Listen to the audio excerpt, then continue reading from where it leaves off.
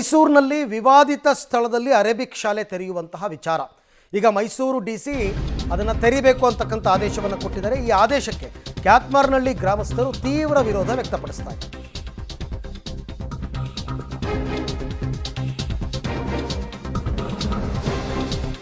ವಿವಾದಿತ ಸ್ಥಳದಲ್ಲಿ ಅರೇಬಿಕ್ ಶಾಲೆಯನ್ನು ತೆರೆಯುವಂತಹ ವಿಚಾರ, ಮೈಸೂರು ಡಿಸಿ ಆದೇಶಕ್ಕೆ ಕ್ಯಾತ್ಮಾರ್ನಹಳ್ಳಿ ಗ್ರಾಮಸ್ಥರು ವಿರೋಧ ವ್ಯಕ್ತಪಡಿಸಿದ್ದಾರೆ. ಗ್ರಾಮಸ್ಥರ ಅಭಿಪ್ರಾಯದ ವಿರುದ್ಧವಾಗಿ ಡಿಸಿ ಆದೇಶ ನೀಡಿದ್ದಾರೆ. ಸದರಿ ಜಾಗ ವಸತಿ ವಲಯ, ಯಾವ ಭೂ ಪರಿವರ್ತನೆ ಕೂಡ ಆಗಿಲ್ಲ. ಇದನ್ನು ಪರಿಗಣಿಸದೆ ಶಾಲೆಗೆ ಅನುಮತಿ ನೀಡಿದ್ದಾರೆ ಅಂತ ಜಿಲ್ಲಾಧಿಕಾರಿಯ ಆದೇಶದ ವಿರುದ್ಧ ಹೋರಾಟ ಮಾಡೋದಕ್ಕೆ ಕ್ಯಾತ್ಮಾರ್ನಹಳ್ಳಿ ಜನ ನಿರ್ಧಾರವನ್ನು ಮಾಡಿದ್ದಾರೆ. ಮೊದಲು ಇಲ್ಲೊಂದು ಮದ್ರಸಾ ಥರದಲ್ಲಿ ಇತ್ತು, ಆಮೇಲೆ ಗಲಾಟೆ ಆಯಿತು, ಒಬ್ಬ ಹಿಂದೂ ಕಾರ್ಯಕರ್ತನ ಹತ್ಯೆ ಆಯಿತು, ಅದಾದ ನಂತರ ಕ್ಲೋಸ್ ಮಾಡಿದರು. ಕೊನೆಗೆ ಅಲ್ಲಿನ ಅಲ್ಪಸಂಖ್ಯಾತರೆಲ್ಲ ಕೋರ್ಟ್ಗೆ ಹೋಗಿದ್ದರು. ಕೋರ್ಟ್ ಜಿಲ್ಲಾಧಿಕಾರಿಗಳಿಗೆ ಇದನ್ನು ಇತ್ಯರ್ಥ ಮಾಡಿ ಬೇಗ ಅಂತ ಹೇಳಿದರು. ಎಲ್ಲರ ಅಭಿಪ್ರಾಯವನ್ನು ಪಡೆದು ಜಿಲ್ಲಾಧಿಕಾರಿ ಕೊನೆಗೆ ಅಲ್ಲೊಂದು ಅರೇಬಿಕ್ ಶಾಲೆ ತೆರೀಬಹುದು ಅಂತ ಆರ್ಡರ್ ಕೊಟ್ಟರಲ್ಲ, ಅದರ ವಿರುದ್ಧ ಕ್ಯಾತ್ಮಾರ್ನಹಳ್ಳಿ ಜನ ಹೋರಾಟಕ್ಕೆ ಈಗ ಮುಂದಾಗಿದ್ದಾರೆ. ಜೊತೆಗೆ ಅಲ್ಲಿನ BJP ನಾಯಕರು ಕೂಡ ಇದಕ್ಕೆ ತೀವ್ರ ವಿರೋಧ ವ್ಯಕ್ತಪಡಿಸಿದರು. ಮಾಜಿ ಸಂಸದ ಪ್ರತಾಪ್ ಸಿಂಹ ಅವರೆಲ್ಲ ಸೇರಿದಂತೆ.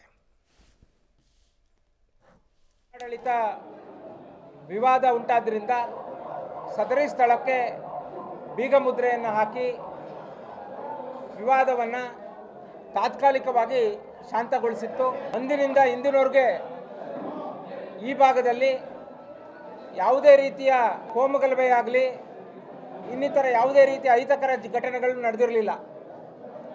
ಆದರೆ ಇತ್ತೀಚೆಗೆ ಅಲ್ಲಿ ಮಸೀದಿಯನ್ನು ಮಾಡಬೇಕು ಅಂತ ಪ್ರಯತ್ನ ಪಡ್ತಿದ್ದಂತಹ ಅಲಿಮಾ ಸಾದಿಯಾ ಎಜುಕೇಷನ್ ಟ್ರಸ್ಟ್ ಕರ್ನಾಟಕ ರಾಜ್ಯ ಉಚ್ಚ ನ್ಯಾಯಾಲಯದಲ್ಲಿ ಒಂದು ರಿಟ್ ಅರ್ಜಿಯನ್ನು ಸಲ್ಲಿಸಿ ಈ ಭಾಗದಲ್ಲಿ ನಮಗೆ ಅನುಮತಿಯನ್ನು ಕೊಡಿ ಅಂತ ಕೇಳಿದರು. ಆದರೆ ಗೌರವಾನ್ವಿತ ನ್ಯಾಯಾಲಯ ಈ ಬಗ್ಗೆ ಮತ್ತಷ್ಟು ಮಾಹಿತಿ ನನ್ನ ಕೊಲಿ KP ನಾಗರಾಜ್ ಅವರಿಂದ ಪಡ್ಕೊಳ್ಳೋಣ. KP, ಆ ಜಾಗದಲ್ಲಿ ಗಲಾಟೆಯಾಗಿ ವ್ಯಕ್ತಿಯೊಬ್ಬ ಮೃತಪಡೋದಕ್ಕೂ ಮೊದಲು ಅಲ್ಲಿ ಮದ್ರಸಾನೋ ಏನೋ ನಡೀತಾ ಇತ್ತು, ಒಂದು ಶಾಲೆ ಇತ್ತು.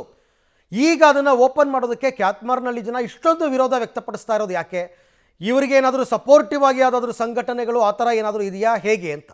ಇಲ್ಲ ಅರವಿಂದ್, ಅಲ್ಲಿ ಅಧಿಕೃತವಾಗಿ ಯಾವುದೂ ಕೂಡ ಇರಲಿಲ್ಲ. ರಾಜು ಹತ್ಯೆ ಸಂದರ್ಭದಲ್ಲೂ ಕೂಡ ಅಲ್ಲಿ ಯಾವುದೇ ರೀತಿಯಂಥ ಅಧಿಕೃತವಾದಂತಹ ಶಾಲೆ ಆಗಲಿ ಇದಾಗಲಿ ಅನಧಿಕೃತವಾಗಿ ಅಲ್ಲಿ ಮಸೀದಿ ನಡೀತಾ ಇದೆ ಅನ್ನುವಂಥ ವಿರೋಧವನ್ನು ರಾಜು ಅವರು ವ್ಯಕ್ತಪಡಿದಂಥ ಕಾರಣಕ್ಕೋಸ್ಕರವಾಗಿ ಅವರ ಹತ್ಯೆ ಕೂಡ ಆಗಿದ್ದಂಥದ್ದು. ಹಾಗಾಗಿಯೇ ಮೈಸೂರಿನ ಕ್ಯಾತ್ಮಾರ್ನಹಳ್ಳಿಯ ಹುಲಿಯಮ್ಮ ದೇವಸ್ಥಾನದ ಮುಂಭಾಗದಲ್ಲಿ ಈಗಾಗಲೇ ಸಭೆ ಮುಕ್ತಾಯವಾಗಿದೆ ಅರವಿಂದ್. ಈಗಾಗಲೇ ಈ ಒಂದು ಸ್ಥಳದಲ್ಲೇ ಸಭೆಯನ್ನು ಸೇರಿ ಅಂತಿಮವಾಗಿ ಯಾವುದೇ ಕಾರಣಕ್ಕೂ ಕೂಡ ಈ ಶಾಲೆ ಓಪನ್ ಆಗಬಾರ್ದು ಅನ್ನುವಂತಹ ಒಂದು ಆಗ್ರಹವನ್ನು ಮಾಡಿದ್ದಾರೆ.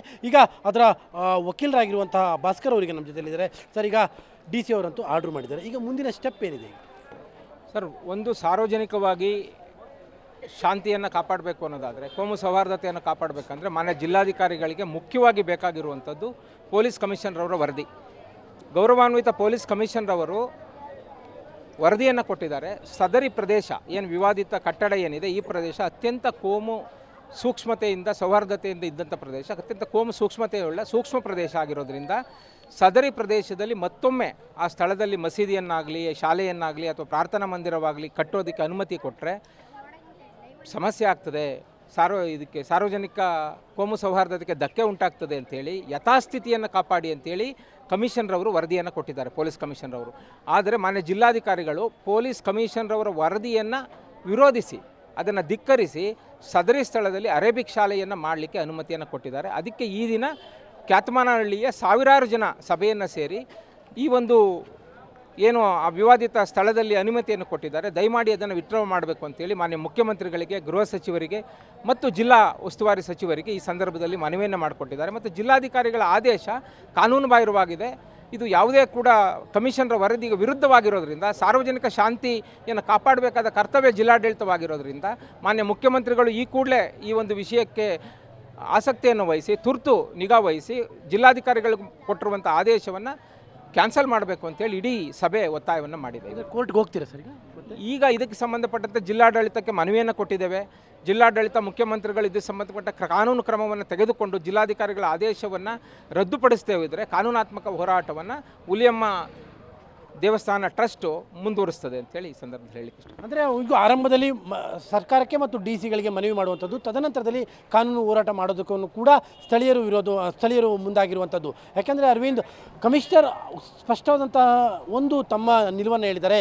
ಈ ಪ್ರದೇಶದಲ್ಲಿ ಅರೇಬಿಕ್ ಶಾಲೆ ಇರಲಿ, ಮಸೀದಿ ಏನು ಓಪನ್ ಆದರೂ ಕೂಡ ಅದರಿಂದ ಕೋಮು ಸಂಘರ್ಷಗಳು ಉಂಟಾಗುವಂಥ ಸಾಧ್ಯತೆಗಳಿದೆ ಅನ್ನುವಂಥ ಅಭಿಪ್ರಾಯ ವ್ಯಕ್ತಪಡಿಸಿದ್ರೂ ಕೂಡ ಈ ರೀತಿಯಾಗಿ ಅರೇಬಿಕ್ ಶಾಲೆ ಓಪನ್ ಮಾಡೋದಕ್ಕೆ ಡಿ ಸಿ ಅವರ ಆರ್ಡರ್ ಏನಿದೆ ಸಹಜವಾಗಿಯೇ ದೊಡ್ಡ ಮಟ್ಟದ ವಿರೋಧಕ್ಕೂ ಕೂಡ ಕಾರಣವಾಗ್ತಾ ಇದೆ. Arvind. Right KP, thank you. ತಮ್ಮೆಲ್ಲ ಮಾಹಿತಿಗಾಗಿ ಧನ್ಯವಾದ.